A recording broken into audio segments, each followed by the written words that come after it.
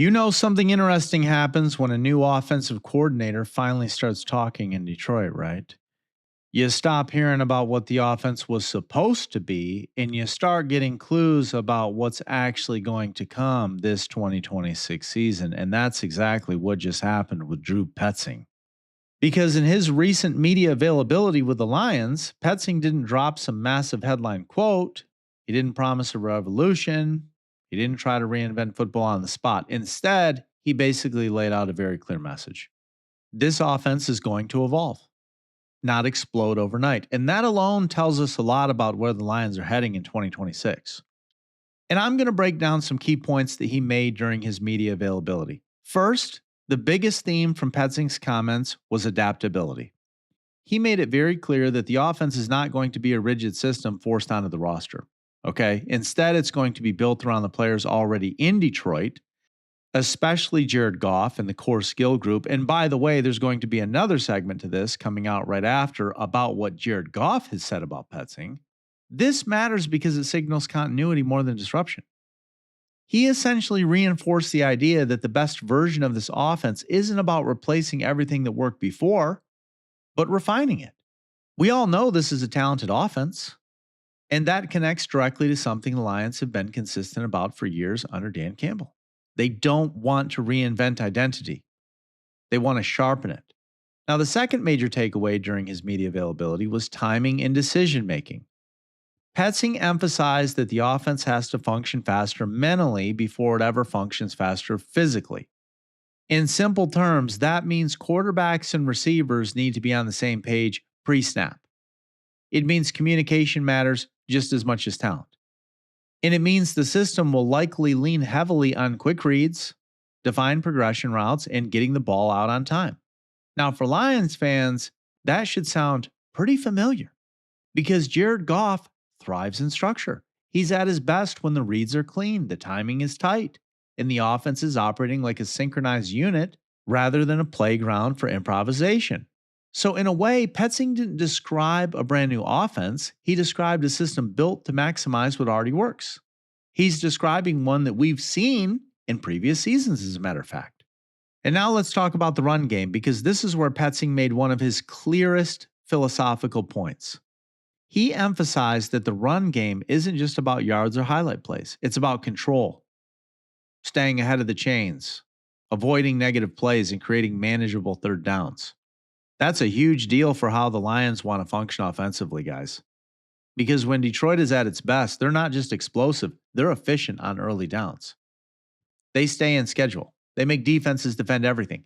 Petzing's comments suggest that philosophy is not changing. If anything, it's being reinforced. Another key point from his availability was how much he talked about play action and sequencing. He described the importance of making defenses hesitate, run looks that create passing windows, passing looks that open up running lanes, and the constant goal of forcing defenders into indecision. That's a subtle but important detail because it means this offense is going to rely heavily on selling the run to open the pass and vice versa, which again fits Detroit's personnel extremely well. When you've got weapons like Amon-Ra St. Brown, Jahmyr Gibbs, and a strong offensive line, the foundation for that kind of system is already in place. But here's where things get really interesting. Petzing also made it clear that this offense is still being installed, and more importantly, still being shaped. He didn't act like everything is finalized. He didn't act like the playbook is fully formed. He basically acknowledged that this is a collaborative process between coaching staff and players. That includes input from veterans. That includes adjustments based on what works in practice. And that includes evolving concepts throughout the season. So what we're really looking at is not a finished product. We're looking at a work in progress with direction. Now, I do want to talk about what might change under Petzing, because there are some things. I think first, you can expect more structured early down sequencing. That means fewer chaotic first downs and more intentional play calling designed to set up second and third down situations.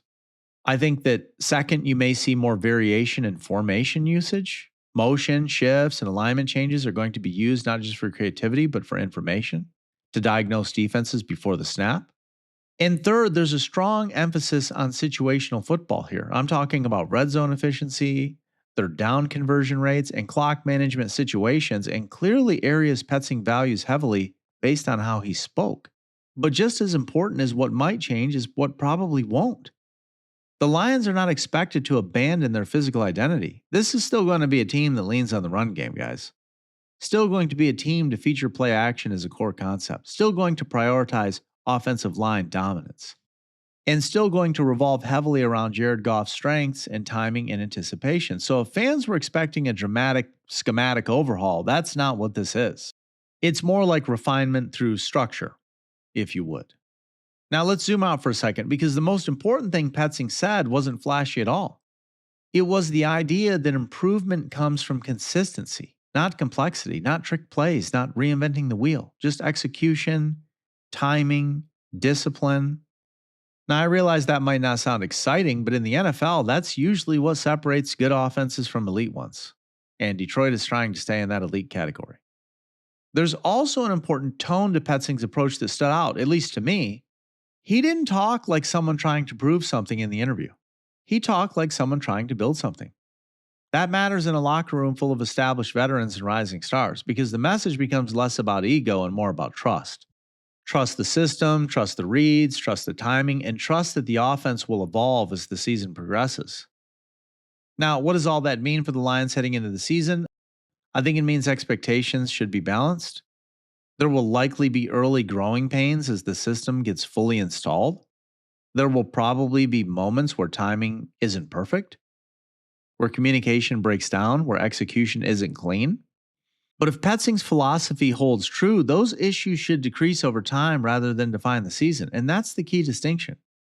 This isn't about being perfect in week 1. It's about being significantly better in week 10 than week 1. That's how sustainable offenses are built. So when you look at Petzing's media availability as a whole, you don't walk away thinking the Lions offense is going to be reinvented. You walk away thinking it's being refined, stabilized, and aligned around its strengths. And in a league where offensive consistency is everything, that might be exactly what Detroit needs. Now the only question is execution at this point, because the plan is in place, the philosophy is clear, and the pieces are there. What happens next depends on how quickly it all comes together once the real games begin. Let me know what you think in the comments. Is this the right direction for the Lions offense under Drew Petzing, or were fans hoping for something more aggressive and explosive than what he talked about in the media availability? And by the way, if you enjoy Lions breakdowns, NFL analysis, and Detroit sports coverage, please subscribe to the channel so you never miss an episode or any breaking news alerts. I'm your host, Axel Kyle, and you are listening to Midnight Sports Detroit.